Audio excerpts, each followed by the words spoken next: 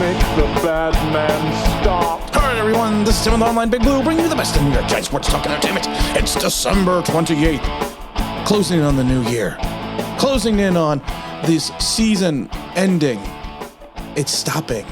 It's just being over. We could pretend maybe it didn't happen. No, we can't. We're not going to get that lucky. When Johnny Manziel is making fun of your quarterback situation, you know there's a problem. Johnny Manziel, basically, he's got a podcast now, and people are asking him, hey, why don't you come save the Giant quarterback? Save the Giants because they need a quarterback. And he's basically like, nah.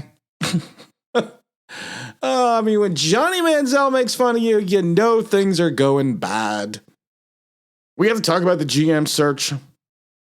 We got to talk about the Chicago Bear game. We got to talk about, is this, and someone asked me, because like, Tim, you've been watching this team since 77, 76. I said, yes, I have. Is this the worst quarterback situation that you have ever seen? I love the one comment I got the other day that says, there's no way you're as old as you say you are, fountain of youth, hashtag. I wish that was true. Because I may look young, but boy, I hurt. We're not going to talk about my problems. We're also going to not talk about the fact that at 4 o'clock today, Eastern Standard Time, we're going to be live streaming with the Dahmer. Talking everything Giants. Talking everything sports. Talking everything about the UK. But let's talk about this quickly for a moment. Is this the worst quarterback situation that the Giants have ever had? I'm going to say no. I always refer back to the 83 season, which was one of my favorite seasons. Parcells' first year, 3-12-1. Because we all know Joe Judge is Parcells. But the only problem is in 84, Parcells went 9-7 and made the playoffs. Phil Simms threw for over 4,000 yards. Not going to get into that. Not going to get into that. But was this the worst quarterback situation? I believe that was in 83 the worst. And it's a Giants situation is bad due to in part injury. The Giants situation was in 83 was bad due to ineptitude of leadership, and that falls on Parcells. Even Parcells admit it. He almost got himself fired in 83.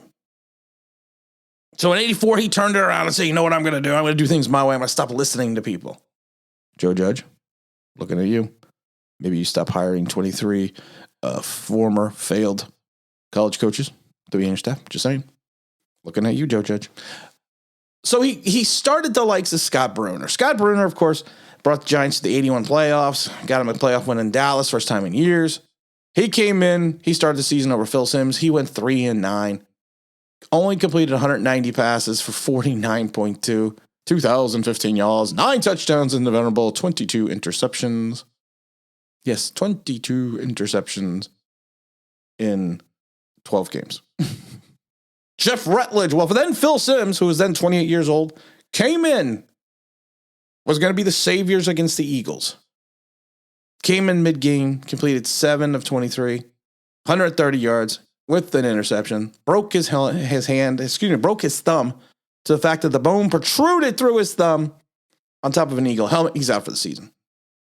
So what do? They turn to the venerable Jeff Rutledge. Yes, that Jeff Rutledge, the placeholder for the 86 Giants. He goes 0-3-1, completes 50% of his passes for 1,200 yards, 3 touchdowns. 8 interceptions. So our quarterback play that entire year, 575 passes, 49.9 yard percentage completion, 3,854 yards, 12 touchdowns, and 31 interceptions.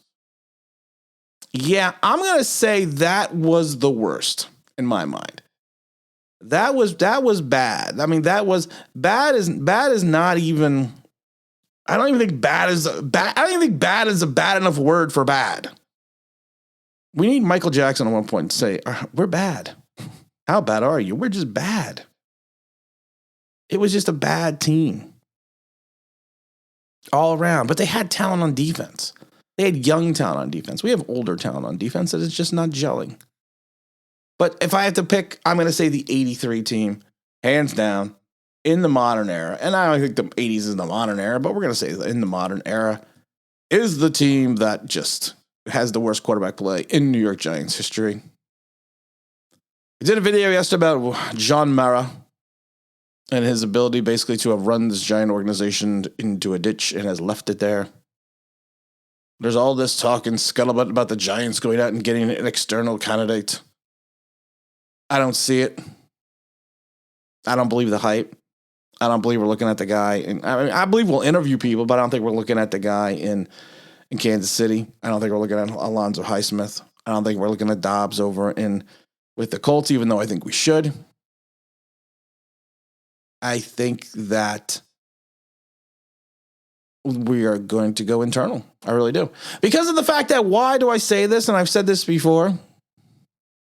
You cannot come out as an organization with 3-4 games left in the season and sit there and say, we are bringing back Joe Judge and Daniel Jones. That's not really the owner's decision. That should be a football decision. That should be you're leaving that decision up to your football czar, who's going to come in and control this team. I also don't like the guy in Kansas City because of the fact that you also have Andy Reid, and Andy Reid has got his finger on everything. So it's one of those things again. Who is really in charge in Kansas City? I've always said that. But unless you're giving total control to your football czar, and give them the ability to hire their own head coach and their ability to bring in their own quarterback and draft their own team, you're going to be stuck in the same situation. You are not going to get a quality GM to come in here who has any type of experience because they're not going to be told what to do. You might get a guy towards the end of his career like Dave Gettleman. You'll probably have to go the young route with a guy who will be his first time gig in total control of a franchise, like Highsmith, who's been in the league for years. He's been with Cleveland. He's been with Green Bay and another team. But the problem is, who would want to come in and be told what you can and cannot do? You can't do this, but you can do this. And people that are within the organization, I can't remember that there was a scout that basically came, ex-scout. And actually, he put his name to it on Twitter, basically saying nothing's ever going to change with John Mara in charge. That the ineptitude will always be there. Because of the fact that he basically thinks he's running this organization. Wellington was smart. Wellington stepped back, especially after the miracle of the Meadowlands, and let his football guys run everything. Let his football guys run it all. That's what he did. So you get scared that Kevin Abrams is going to be the guy because he's been with the organization since 1999. He seems to be the owner's favorite. One ex-former Giant scout said, with Kevin, everything would be exactly the same. Exactly the same. It's the Giant way. That's the Giants' way. And we've talked about the Giants' way before. The Giants' way is always promote internally, get a statuesque quarterback who will sit there in the pocket, scan downfield to make the big play, ground and pound, play good defense, and go to the Super Bowl. It hasn't worked. It hasn't worked since 2011. The league has changed. The league has shifted. There has been a monumental little shift in the league, and the Giants just have not gone with it. That's the problem. And that's what you need to look at. You need to look at the fact that you can't keep doing everything the same and expect different results. There's even a rumor that Chris Mara, who just would be god awful as it is being considered for the general manager position. Chris Mara. Really? I don't know, guys. I try to sit here and pontificate and try to be upbeat about our quarterback situation, about our team, about what our direction might be in 2022. But what is there to be upbeat about? Sorry, I moved the microphone. What are we looking at that we're like, wow, this is a great time. This is wonderful. I mean, so many things are going so well. I love the report about Isaiah Wilson that came out yesterday in the New York Post. basically said that Isaiah Wilson, the only player who dressed on Sunday that didn't play, still is probably not even going to see the field. This, of course, was the guy that the Titans traded him to the Dolphins, but was cut 3 days later after he was caught with a DUI in a high-speed chase. Before that, he jumped off a balcony to elude police at a party. But why even have this guy on the roster, man? Why? Why, Lord, why?